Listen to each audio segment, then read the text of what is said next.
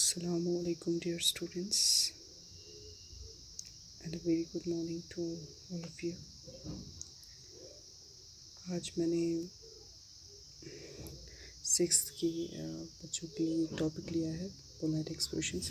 किस तरीके से वो अपने कॉन्वर्सेशन को भी ये पोलाइट एक्सप्रेशंस यूज़ कर सकते हैं और किस तरीके से वो अपनी कॉन्वर्सेशन को गुफ्तगू को पोलाइटली कर सकते हैं।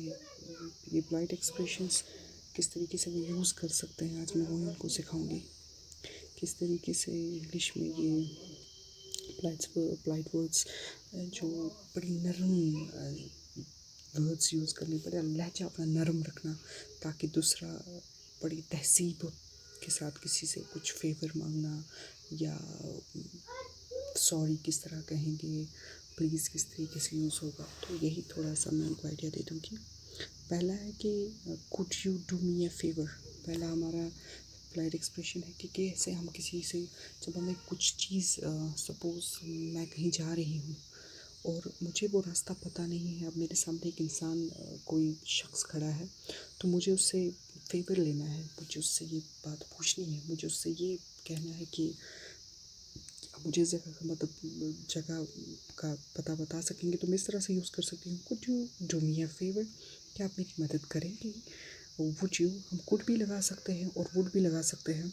Would you please tell me where the closest subway station is, क्या आप मुझे बता सकते हैं यहाँ में सबसे क्लोजेस्ट नज़दीक सबवे स्टेशन कौन सा है। या ऐसे कह सकते हैं would you please tell me would you tell me would you please tell me where is the children park. इस तरीके से कुछ पूछ सकते हैं। तो इसके लिए हमें उससे अगर हमें फेवर लेना है तो हमें ये पोलाइटली बड़ी शाइस्तगी से उस शख्स से ये बात कहनी है, could you do me a favour, क्या आप मेरे साथ मेरी ये मदद करेंगे, क्या आप मुझे बताएंगे where would you please tell me where the closest subway station is. दूसरा है इफ़ यू डोंट माइंड, कि अगर आपको बुरा ना लगे।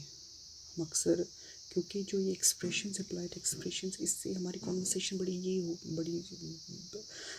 हमें, अगर हम मैजिकल वर्ड्स, अगर हम बड़े मैनर्ड होंगे, अगर हमारी ज़ुबान में ये चीज़ आएगी कि हम बड़ा शाइस्तगी से किसी से बात करेंगे तो दूसरे को भी समझ आएगा। तो इसमें हमें ये ज़रूरत नहीं है कि हम कोई बदतमीज़ी से पेश आए, हम इन एक्सप्रेशंस को यूज़ करके अपनी कॉन्वर्सेशन और अपना काम अच्छे से करवा सकते हैं।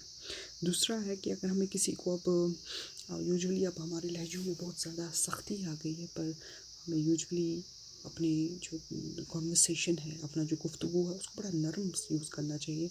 सपोज़ अगर मेरा कोई काम पड़ गया है तो मैं दूसरे को ये कह सकती हूँ इफ़ यू डोंट माइंड, अगर तुम बुरा ना जानो, अगर आप बुरा ना जाने, could you please pass me that pain, क्या आप मुझे पेन दे सकती हैं। या हम इस तरह से भी यूज़ कर सकते हैं if you don't mind would you help me put the dish in the dish washer.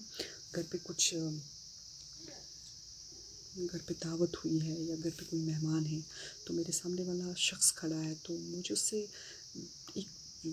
उससे कुछ कहना है, तो इंस्टेड ऑफ गेटिंग हार्श, मैं एक नरम लहजे से उसको ये कह दूँ इफ़ यू डोंट माइंड, अगर तुम्हें बुरा ना लगे, would you help me put the dishes in the dish washer, क्या आप मेरी मदद कर देंगे कि ये बर्तन मैं बर्तन धोने वाले डिश वॉशर में डाल दूँ जिसमें बर्तन धुलते हैं।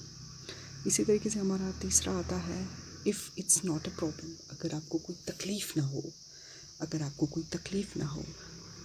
यूजुअली हम जब कुछ कहते हुए आजकल बड़े सख्त हो जाते हैं, इसीलिए मैं अपने बच्चों से, अपने स्टूडेंट से ये कहती हूँ कि हमेशा अपना लहजा नरम रखें ताकि दूसरे को भी आपकी बात अच्छे से समझ आए और आपका भी गंदा और गलत इम्प्रेशन किसी पर ना पड़े। इसलिए अपनी बात को नरम, बड़ा पोलाइट, बड़ी शाइस्तगी से एक्सप्रेस ज़ाहिर करें।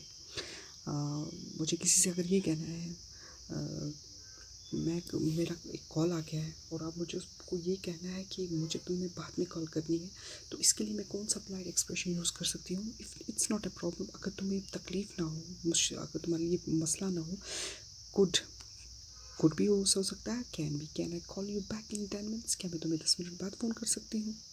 इसी तरीके से दूसरा है प्लीज़, जो बहुत ही ज़्यादा आम है। इंशाल्लाह मेरे बच्चे जो हमारे स्कूल स्टूडेंट्स हैं, इंशाल्लाह वो अच्छे हैं, मगर उनकी को एक रिकॉल देने के लिए मैं ये भी किया है, प्लीज़ अगर हमें किसी से प्लीज़ कहना है, प्लीज़ का मतलब मैं मेहरबानी करके, can you please give me your pen, क्या आप मुझे अपनी पेन दे सकती हैं? या ऐसे भी हो सकता है, can you please pass me that chair, क्या वो मुझे वो वाली कुर्सी दे सकती हैं? इसी तरीके से दूसरा है हमारा सॉरी। यूजुअली सॉरी हमें माफ़ी कब मांगनी चाहिए? से sorry when you have done something wrong. हमेशा सॉरी बोलें अगर आपसे कुछ गलती हुई है। इसी तरीके से हमारा एक और एक्सप्रेशन है थैंक यू, बड़ा आम सा है, शुक्रिया फॉर द हेल्प, हम actually for the help, thank you for the help. और आपको कोई कुछ देता है, thank you for the gift, thank you for the help. ये पोलाइट एक्सप्रेशन से आपकी कॉन्वर्सेशन भी बहुत अच्छी हो जाती है और दूसरे को आपका अच्छा एक्सप्रेशन भी पड़ता है। इसी तरीके से एक्सक्यूज़ मी है, बड़ा आम सा है। इसका मतलब है कि हम किसी की अटेंशन सीख कर रहे हैं और जब वो शख्स जिसकी हम अटेंशन सीख कर रहे हैं, जब वो आपकी तरफ मुड़े तो आप प्लीज़ कह सकते हैं do you know where the park is, क्या आपको पता है पार्क कहाँ है। Hope you like the lesson.